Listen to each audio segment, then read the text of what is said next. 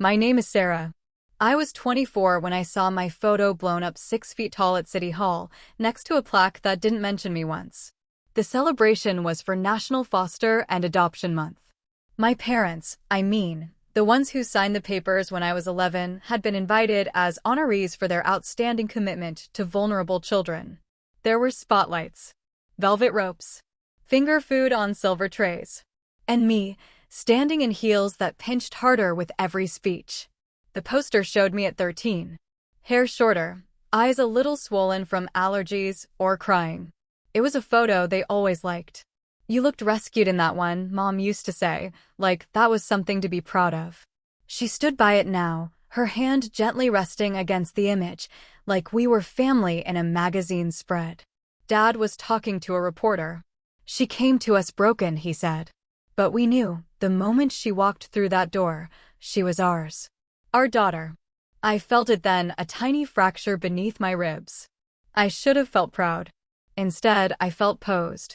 The mayor spoke next, reading from a script. "Thanks to families like the Dawsons." Dawsons. Their last name. Legally mine too, sure. But tonight, it felt borrowed.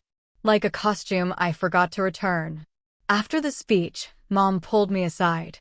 "Stay close, sweetheart. There's someone from the foundation who wants a picture with all of us." I nodded, smiled, did what I always did, stood still and quiet while they arranged themselves around me like ornaments. The camera flashed. "Now just the parents," the photographer said cheerfully. I stepped back. No one objected.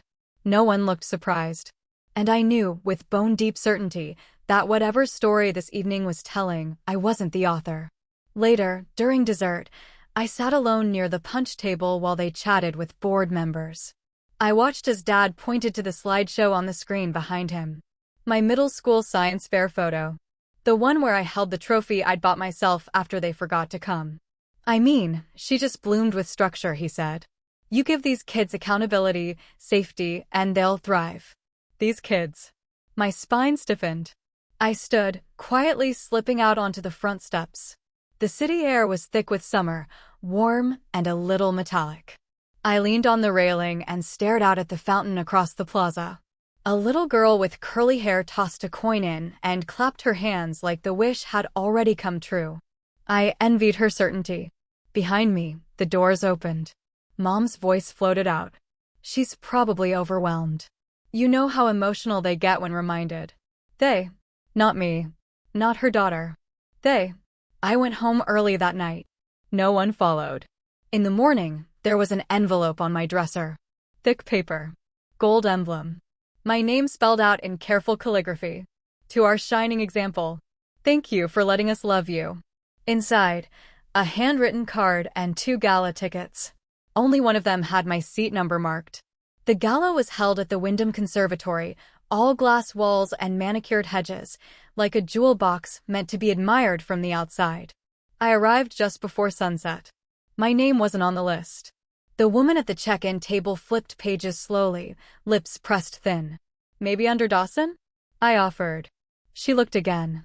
Shook her head. "I have Daniel and Meredith Dawson confirmed. No Sarah listed." I pulled the second ticket from my clutch. The one with no name. No seat. She studied it, then gave a hesitant nod. "We don't usually admit unlisted guests with guest tickets, but you seem expected." Expected. That word clanged hollow. Inside, everything glittered. Chandeliers flickered like camera flashes, and a string quartet played something forgettable but expensive. I kept to the edges of the ballroom, scanning faces. Most didn't recognize me. A few smiled, the kind you give someone you think you've maybe seen in a brochure once. My parents were near the stage. Meredith wore navy satin, her hair pulled into the kind of bun that screamed effortlessness. Daniel had a glass of champagne in hand and that soft, benevolent smile he reserved for rooms that applauded him. Neither noticed me. At least, not right away. Then Mom's eyes caught mine. For half a second, her mouth twitched, not quite a smile, not quite surprise. She whispered something to Dad. He turned. Stiffened. Then looked away. I didn't expect them to rush over. But I expected something. Anything. The event started. A woman in sequins tapped the mic and welcomed the guests. And now, we honor the recipients of this year's Impact Through Compassion Award. Applause. A video rolled. I wasn't prepared. It was my story. Or something made to look like it. Clips of me as a child running through a sprinkler, holding a kitten, blowing out birthday candles I barely remembered, all stitched into a narrative that painted them as saviors. A narrator's voiceover layered in like syrup. When Sarah arrived, she barely spoke.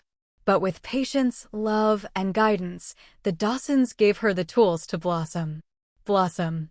Like a garden they cultivated. Like a success they'd harvested. The next segment showed Mom teaching me to bake. Dad helping me build a birdhouse.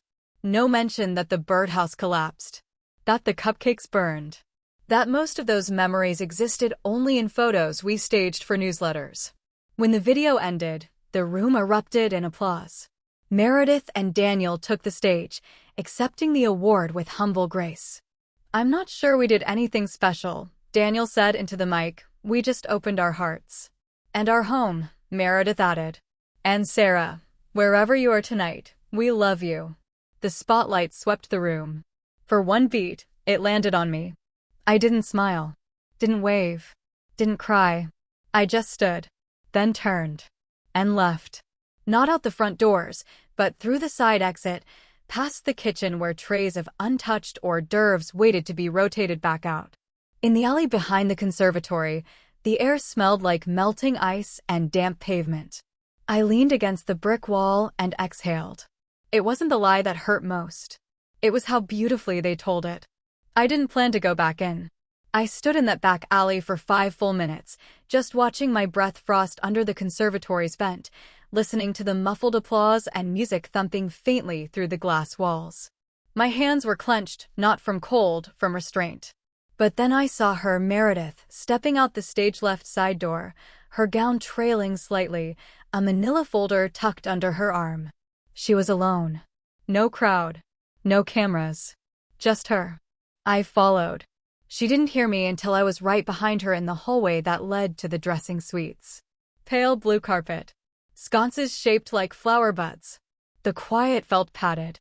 "Congratulations," I said, my voice too even. She flinched, then turned. "Oh, Sarah. I didn't think." She cleared her throat. "You didn't RSVP. I wasn't invited." A pause. She smiled, tight practiced. "Of course you were. That second ticket had no name." "Well, you're here now," she said, as if that resolved everything. "Wasn't it a beautiful evening?" "That video," I said. "Did you even ask permission to use those clips?" Her mouth opened, closed. "Then, you're our daughter, Sarah. Those memories are family." "No, they're property," I said. "Footage. Edited. Narrated." She took a step closer, lowering her voice. "You're upset. I understand. But this, tonight, it wasn't about you." I stared. "You do realize how that sounds," I said slowly. "It was about what you represent," she continued. "Hope. Growth. All the good that can come from giving a child a second chance." I wanted to laugh, but it stuck in my throat like a splinter. "So why erase my name from the award?" I asked. Meredith hesitated. "You've been distant lately. We didn't want to make assumptions. And the committee thought it would be more compelling to focus on the parental narrative." "The narrative," I repeated, stunned. "You mean the story where I'm silent, grateful, and gone?" She didn't respond. She didn't have to. Behind her, one of the volunteers approached, holding a clipboard. "Meredith? They're ready for the donor dinner photos." Meredith turned to me. "You're welcome to join us. There's a table." "I'm not here for leftovers," I said. "Or background." And I walked past her, down the hall, toward the service exit again. Not running, not crying, just walking steady, the way you do when you finally know which direction is forward. Outside, the night was deeper now, shadows longer. I took out my phone and opened the press release for the award. They'd quoted Daniel directly. "Raising Sarah taught us that love isn't biological. It's chosen daily. Beautiful. Scripted." But in none of it, not the article, the interview, or the award listing, was my full name mentioned. I was a ghost in my own story. The next morning, I didn't go to work. I went to the library, the big one on Jefferson, with the arched glass ceiling and 3 floors of archives that smell like glue and dust and electricity. Not to read. To watch. The gala's press coverage was everywhere. Local outlets. Adoption blogs. A parenting podcast uploaded a clip titled, "Hope Has a Last Name. The Dawsons." My name, of course, wasn't that name. But the footage, it was all mine. Or had been. I watched the same clips from the gala again, this time with timestamps. There were videos I hadn't seen since I was 14, my middle school violin recital, that one awkward track meet where I tripped over a hurdle and got back up anyway. Someone had saved them, polished them, clipped them for emotional effect. And they weren't on my cloud or hard drive. They were on theirs. The question was, how? I pulled out my old planner and flipped to the week we'd boxed up the basement last year. Dad had said we needed to make space, declutter the past. But now I remembered the timing. It had been 2 weeks before the Foundation's first visit. And I remembered the box. Labeled, Sarah, Media. He said he'd store it safely. Said it was just in case. I closed the planner and took out my phone. Not to call them. To call Nicole. Nicole worked freelance for one of the nonprofits the Dawsons had partnered with. We'd gone to college together. Lost touch, mostly, but she always answered when it mattered. She picked up after 2 rings. Sarah? Hey. Weird question. Do you still consult for Foundation One? Sometimes, she said cautiously. Why? I need to know who submitted the Dawson application packet for this year's awards. The video segments, especially. There was a pause. Technically, that's confidential. Technically, I echoed. But if someone gave you videos that didn't belong to them. I didn't handle that file, she cut in. But I can check who did. You think they, staged it? No, I said, quietly. They curated it. Another pause. I'll call you back. I waited at a cafe across the street. Ordered something just to keep the table. I didn't drink it. 20 minutes later, she texted. Submission came from Meredith's direct email. Video folder was already edited. Title, Sarah's Journey. Narration pre-recorded. I stared at the message. Not just reused, crafted. Branded. Narrated. Packaged for maximum emotional punch. And without 1 second of consent. I opened my laptop and pulled up my old portfolio site. It had been dormant for months. But I remembered the password. Half the photos from that site, shots I'd taken, moments I'd documented from my college work-study job at the community center, were in that gala montage. Slightly cropped. No credit. They hadn't just used footage of me. They'd used footage by me. The same media I'd spent years building, capturing, editing, now recast as proof of their compassion. It wasn't just theft. It was narrative control. The folder was red. I chose red for a reason, not blue like the Dawson's Foundation colors, not black like apology envelopes. Red like alert. Red like proof.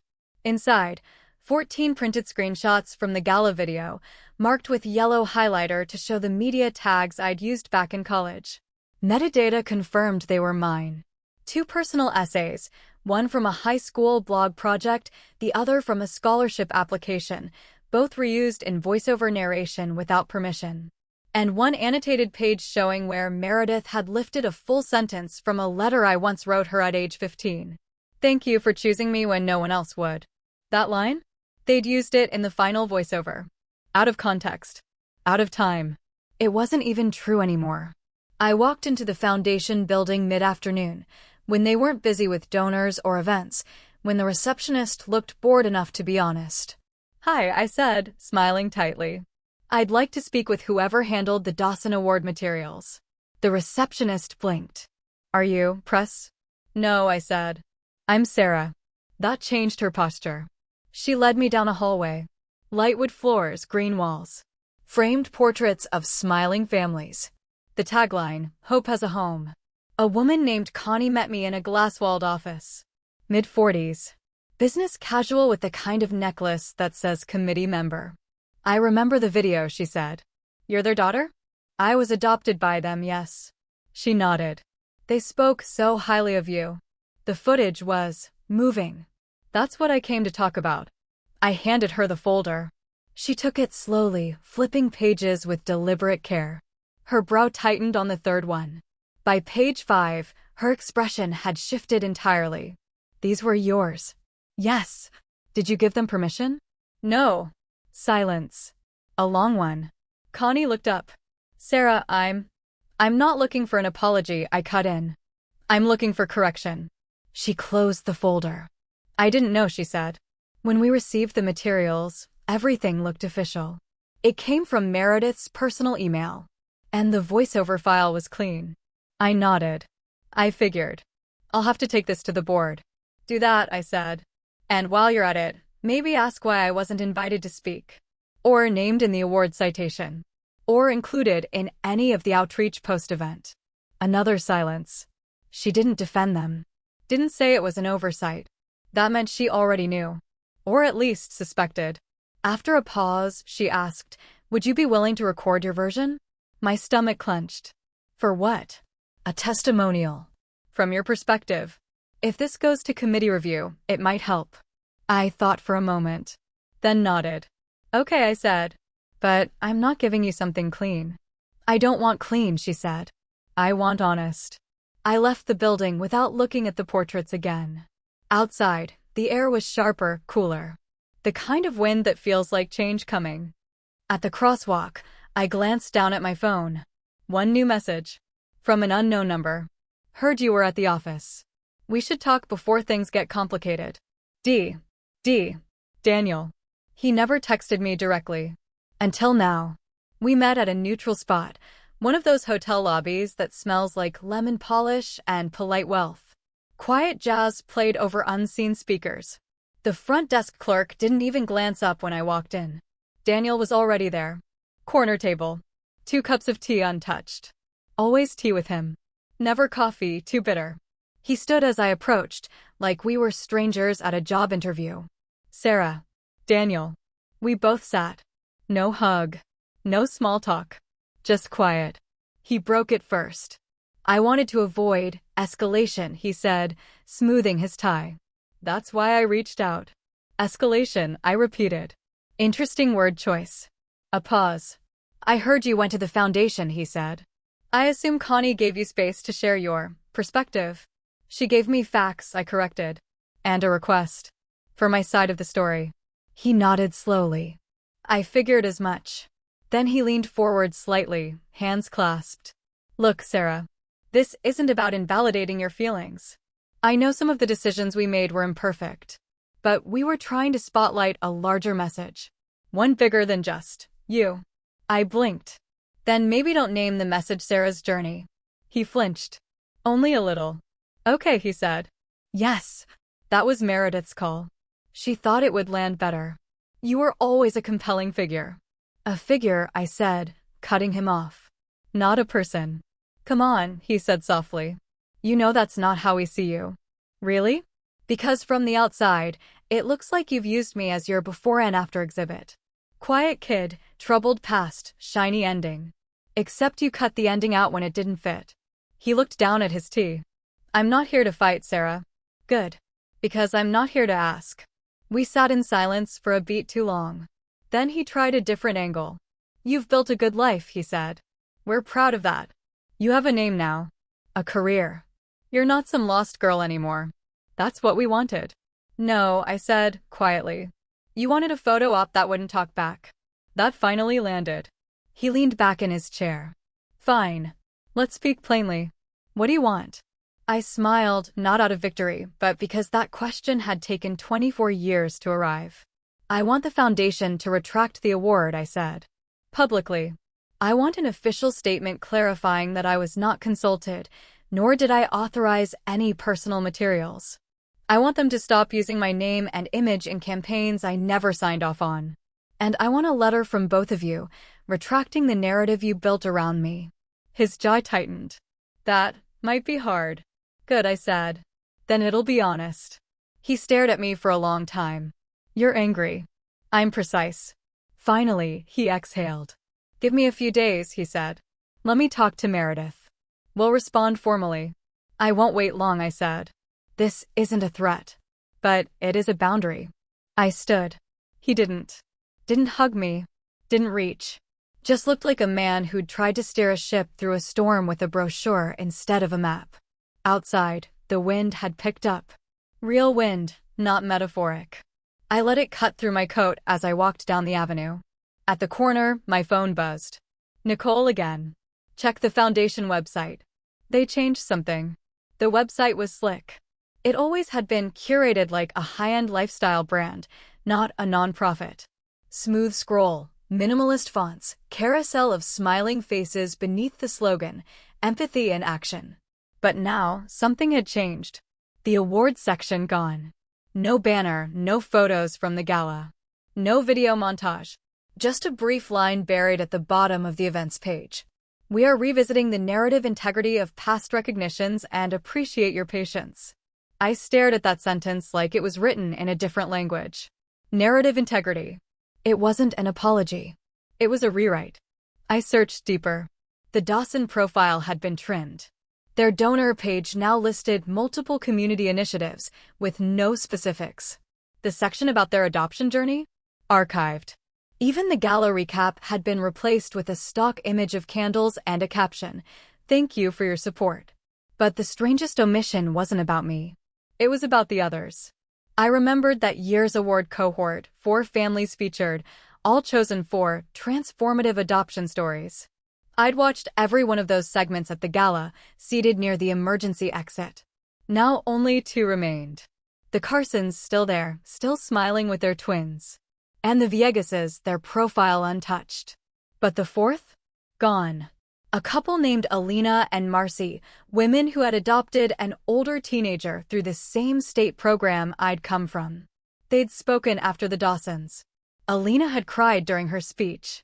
It wasn't polished. It was raw, human. And it had resonated more than Meredith's monologue ever could. I called Nicole again. "I noticed something," I said. "Another family was erased. Not just us." Nicole was already typing. "Alina and Marcy?" she asked. I thought that was weird too. Their segment was one of the strongest. But I heard they filed a complaint after the gala. Said their speech was edited before upload. "They got cut before I even made noise," I murmured. Nicole hesitated. "I think this goes deeper than ego, Sarah." "How deep?" "There's buzz the foundation's been building a narrative arc, clean lines, clean outcomes. Any story that doesn't conform gets shaved." I felt it then, not anger, but vertigo. I hadn't just been erased. I'd been edited into a symbol. And now I was watching others disappear from the same blade. I spent the next 3 hours compiling a timeline. Not just my materials, there's 2. Screenshots. Caches. Archive links. Anything that proved the full picture once existed. At dusk, I emailed Nicole a drive link with everything I'd found. She responded 2 minutes later. "This is damning. There's a journalist I trust. Are you ready to go public?" I didn't answer right away. Not because I was scared. Because I wanted to do it right. This wasn't just a personal wound anymore. It was a systemic erasure. And I wasn't the only name missing from the credits. I was just the first one to notice. The call came at 10:43 p.m., too late for casual, too early for urgent. The name flashed up as unknown, but the voice was immediate. "Sarah? It's June. I don't know if you remember me. I interned for the Dawsons 2 summers ago." I sat up in bed. "Of course I remember. You helped catalog the legacy wall." June exhaled like she'd been holding it since 2022. "Sorry for the timing. I've been following the edits online. Something felt off. And I figured, if anyone would know what I mean, it'd be you." "Go on," I said. "I kept copies," she whispered. "From when I digitized the archives. There were materials Meredith said to store and forget. But I backed them up. On a drive. Just in case." My pulse quickened. "What kind of materials?" "Full interviews. Uncut speeches. Draft scripts. Early versions of video reels. Some included you. Some included families I never saw make it to the website." I was silent. "Sarah, they've been scrubbing people up for years." The next day, we met at a coffee house 3 stops from downtown. She brought a nondescript flash drive in a recycled envelope labeled recipes. I bought us 2 teas. Green for her, chamomile for me. No one asked questions. We sat near the back, beside a plug. She opened her laptop. This is what they used, she said, opening a folder called Pre-Final Cuts. But this, she clicked again, is what was cut. Footage loaded. A boy in a navy shirt. 17, maybe. Speaking directly to camera. They told me not to talk about my first foster home, he said. Said it'd make people uncomfortable. Click. A mother wiping tears during a speech. We still go to therapy, she laughed nervously. Some days are brutal. But I'd choose him again and again. Click. A familiar voice. Mine. A high school version, softer, more hopeful. I used to think I had to earn love. Now I'm trying to believe I deserve it. June paused the video. That last one, she said quietly. They chopped it after earn love. Left the rest out. Because deserve doesn't sell as well, I muttered. She didn't smile. We spent 2 hours sorting clips, creating a parallel reel, the real stories. Uncut. Honest. Flawed. And somehow more hopeful than anything they'd ever proved. This could change everything, I said. Or nothing, she said. But at least it's true. I left with the drive in my bag. Back at my place, I backed it up 3 times. 1 on cloud. 1 external. 1 locked. Then I called Nicole. She answered before the first ring finished. Please tell me that's what I think it is. I have stories, I said.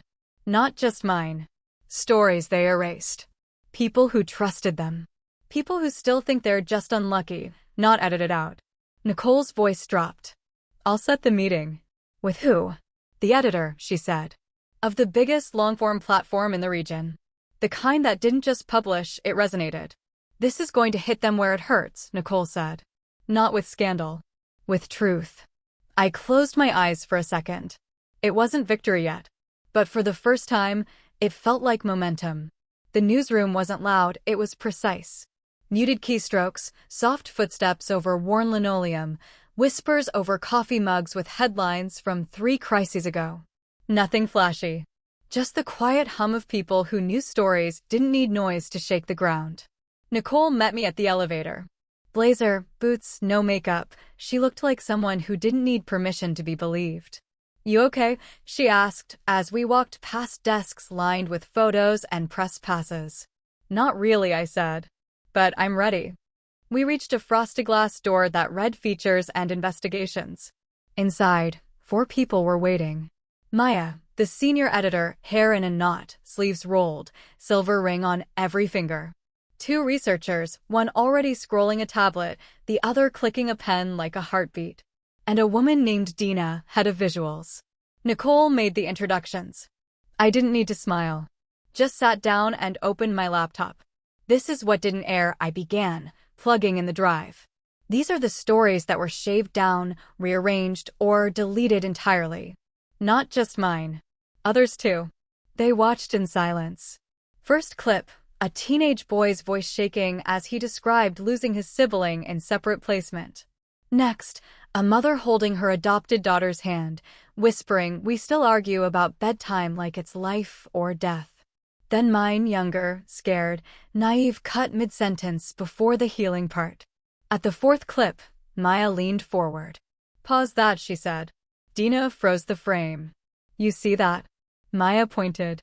There's a jump cut between phrases. Her shirt shifts slightly. They spliced sentences. I nodded. They wanted a cleaner arc. So they forced it. Maya looked at Nicole. You vouch for this? I do, Nicole said. We've verified the source chain. And June, the intern who saved this, is ready to go on record. Dina looked at me. You willing to tell your full version? Yes, I said. Not polished. Not safe. Just what happened. Maya stood, walked slowly to the window, then turned back. We've had adoption stories before, she said. But this is a system built on narrative control. She pointed to the paused frame again. They didn't just edit voices. They edited outcomes. Erased anyone who didn't fit. Silence followed. Not dismissive. Not bored. Just heavy, the kind that comes when truth settles into the floorboards. We'll run it, Maya said. Feature piece. Front page. Long form. Full visuals. No soft focus. My breath caught. She turned to Nicole. You'll anchor. I'll write like my hair's on fire. And you, Maya looked back at me, you're going to need to be ready. Because once this hits, you're no longer invisible. You're a mirror. Some people won't like what they see. I'm used to that, I said quietly. Outside, the sun was setting behind the city. Glass and steel turned orange. A soft hum of traffic filled the space between us. Nicole nudged me. You good? I nodded. I'm not scared of them anymore. And I meant it. Because for the first time in years, they weren't the ones holding the pen. It dropped at 7:01 a.m. on a Tuesday. By 7:09, it had 400 shares. By 8:02, #ErasedButReal trended fourth in the region. The headline was direct. Deleted daughters. Inside the adoption narrative they didn't want you to see. The subheading pulled no punches. How a nationally praised foundation erased imperfect stories for a marketable image, and what one adoptee uncovered behind the scenes. I didn't read it at first. I knew every quote, every frame, every name. Instead, I watched. Comments poured in. Some with fire emojis. Some with crying faces. Some saying thank you. Some saying this explains everything. And then the other kind. She should be grateful they even took her in. This sounds like revenge, not truth. Bitter girl can't handle not being the favorite. I closed the tab. Nicole texted, ignore the noise. The truth will rise. Then Maya, brace for boardroom silence. It means they're scrambling. Then silence. No calls from Daniel. No response from Meredith. Not even a lawyer cease and desist. It was worse than rage. It was strategic vacuum. By noon, 3 more former adoptees had emailed the newsroom. One included a scanned copy of a release form she was pressured to sign at 17. Another described being dropped from a campaign mid-shoot because her depression meds showed in her bathroom mirror. Nicole forwarded it all to me. They're not just deleting you. This was their standard. At 2:14, the foundation finally posted a statement. No apology. No names. Just a vague note about reevaluating media use and appreciating community feedback. The likes outnumbered the comments. But the comments burned. Then I got a message from someone I hadn't heard from in 2 years. Melanie. My old dorm roommate. One of the only people who knew what the early years were really like. Just saw the article. Proud of you. But be careful. Some people take exposure personally. At first, I thought she meant internet trolls. Then I checked my voicemail. A new message. It was Daniel. Just his voice. Measured. Low. Not angry, worse. Disappointed. You made your point, he said. You got the spotlight. I hope it was worth it. He paused. You'll always be part of our story, Sarah. Whether you want to be or not. I didn't move. Not even when the message ended. I just stared at the wall and thought. No, I won't. Because their story ended the moment they cut mine out. And this? This was just the beginning of mine. The knock on my car window came like a slap. It was late past 10. I'd just finished a long call with Nicole, parked outside the apartment complex she insisted I not name in interviews. I didn't recognize the silhouette at first. Then he stepped into the light. Daniel. My adoptive father. Taller than I remembered. Bulkier too, like time had tried to make him immovable. But it was the stillness that chilled me. His hands stayed calmly at his sides. His mouth didn't twitch. His eyes didn't plead. Just waited. I cracked the window halfway. You shouldn't be here. I won't come in. Just want to talk. I hesitated, then stepped out of the car. Not because I wanted to, but because I refused to let him block me in. We stood beneath a flickering street lamp, the hum of a distant vending machine breaking the silence. You said I made my point, I said. So what is this? He stared at me like he was parsing a script only he had read. You think you understand everything now, he said. But you don't know what it cost. My jaw clenched. What cost? Your reputation. No, he said. Your place in the family. I laughed. Short. Bitter. I never had a place. I was a placeholder. Until something cleaner came along. That's not true, he snapped, voice rising for the first time. We gave you a life. No, I cut in. You used mine. His mouth twisted. You're bitter. I get it. Meredith said this might happen if we weren't careful. My breath caught. You planned for this? He faltered. Not planned. Prepared. In case the past bled into the present. And you thought that was okay? I said, my voice rising. To just cut me out of your photo albums, your bios, your story? He stepped closer. Sarah, that article. I told the truth. No. You told your version. And you opened the door to chaos. A pause. Then the thing that would stain the air between us forever. You need to think carefully about what happens next. It wasn't loud. It wasn't a threat. It was worse. It was a warning. I looked him dead in the eye. Is that your way of asking me to stop? He said nothing. So I stepped forward. I'm not stopping. And you don't get to decide what happens next. He looked at me, really looked, for the first time in years.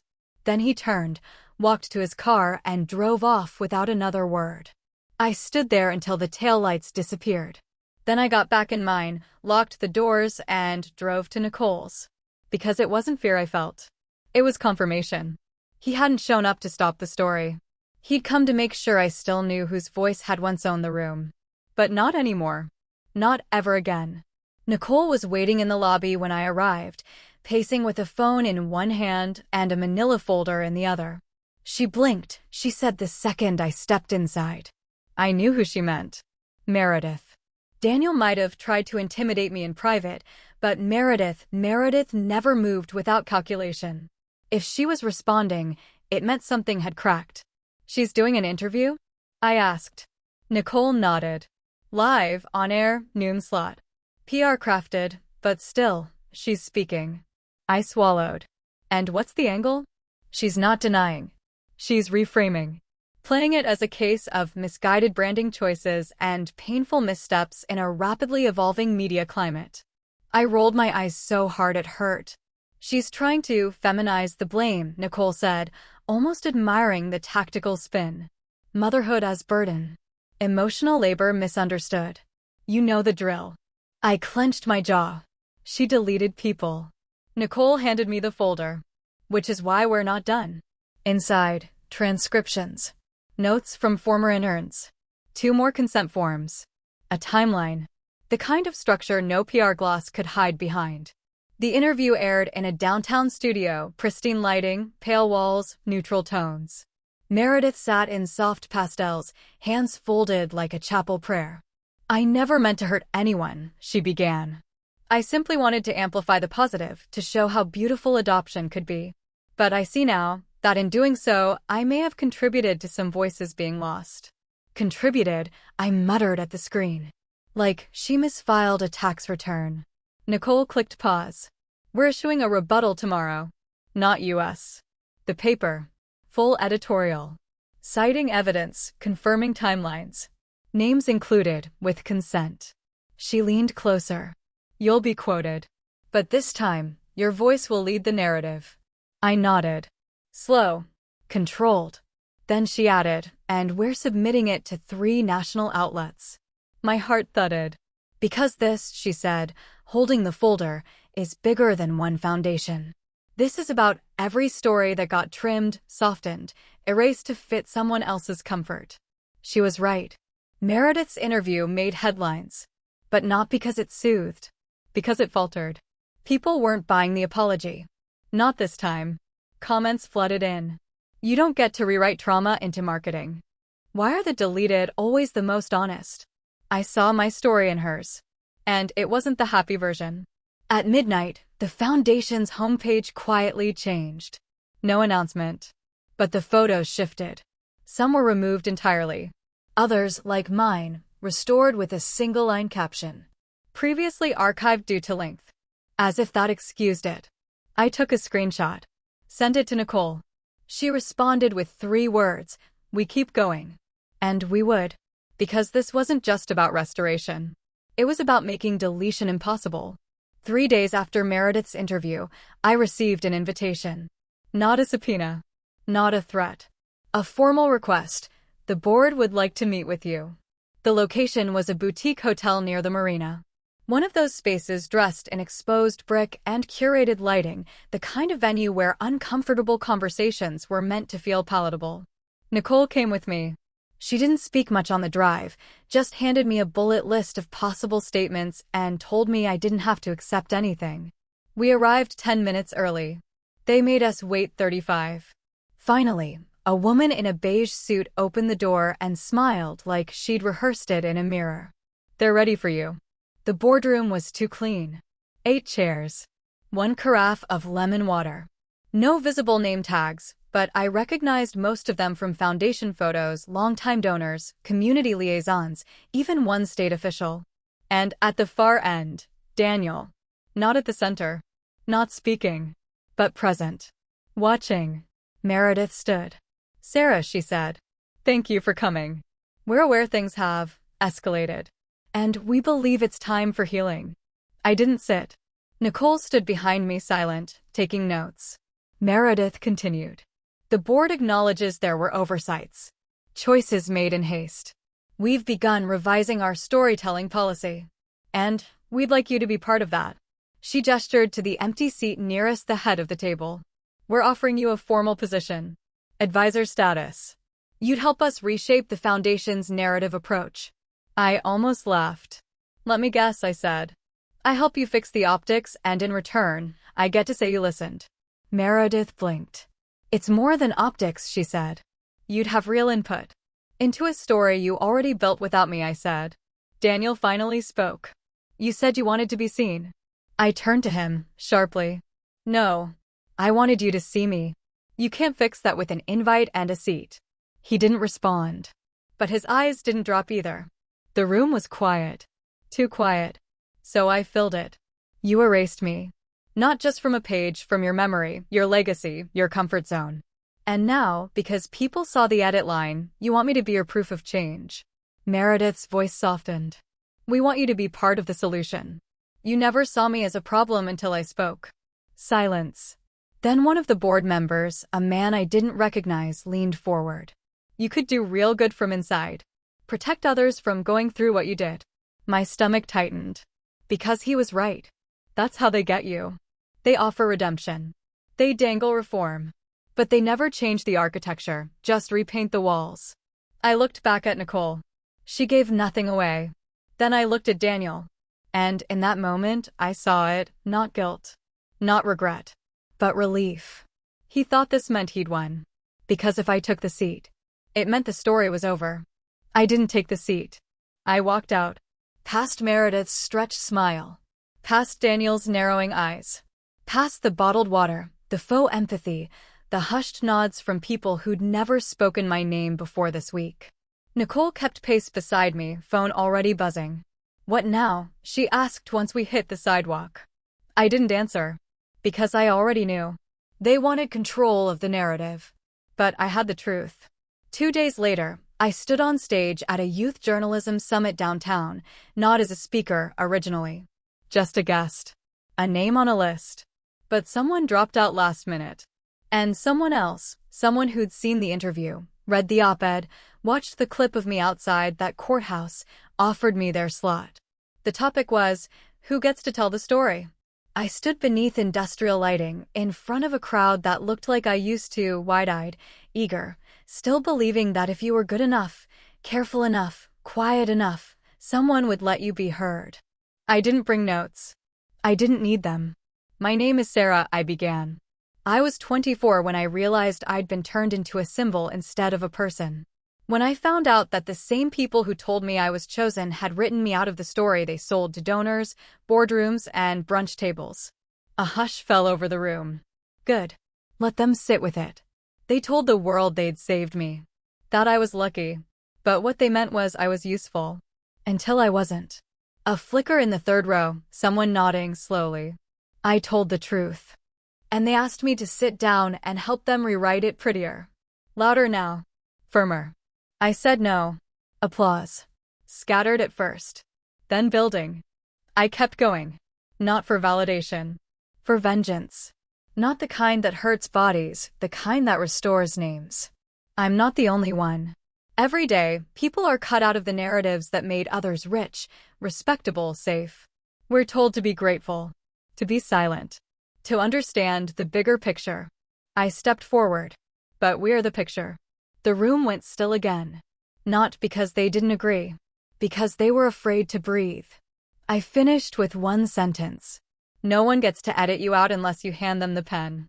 Afterward, I stood near the back wall while students, interns, even one teacher came up just to thank me. Some didn't speak. They just looked. Like they'd been seen for the first time in years. And that was it. Not a grand finale. Not a final blow. Just truth, finally heard out loud. Nicole met me by the exit. "You know this isn't over," she said. "I know," I replied. But I'd stopped needing it to end. Some stories aren't meant to be resolved. They're meant to be reclaimed. The morning after the summit, I sat in Nicole's kitchen, barely touching the toast she insisted on toasting twice. We were quiet. Not tired, emptied. Then my phone buzzed. Unknown number. Normally, I let it go. This time, I answered. "Sarah?" I hadn't heard the voice in almost a decade. It was shaky. Older. More brittle than I remembered, but still unmistakable. "Dad?" Silence. "Then, I saw you. Online." My breath caught. "I didn't know what they did," he said quickly. "What she did?" "I swear." I didn't respond. He kept talking. "I just thought, maybe you'd let me hear your voice." I looked out the window. Past the traffic. Past the branches swaying on the edge of the sidewalk. "You knew," I said quietly. "Maybe not all of it, but enough." A pause. "I wasn't strong enough," he said. And I let her decide everything. It wasn't an excuse.